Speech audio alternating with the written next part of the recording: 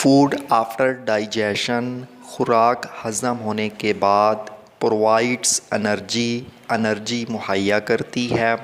यानी खुराक हज़म होने के बाद हमें एनर्जी मुहैया करती है। वी चू फूड, हम खुराक को चबाते हैं। Before it enters the food pipe, खुराक की नाली में दाखिल होने से पहले। यानी हम खुराक को अच्छी तरह चबाते हैं खुराक की नाली में दाखिल होने से पहले। आवर टीथ, हमारे दांत, help to chew the food, खुराक को चबाने में मदद देते हैं। वी हैव नो टीथ, हमारे पास दांत नहीं होते। At the time of birth, जब हम पैदा होते हैं। But till reaching 3 years of age, लेकिन जब हम 3 साल की उम्र तक पहुंचते हैं।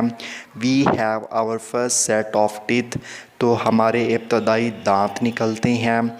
दीज आर कॉल्ड, इनको कहते हैं मिल्क टीथ, यानी दूध वाले दांत। And they are 20 in numbers, जो कि तादाद में 20 होते हैं।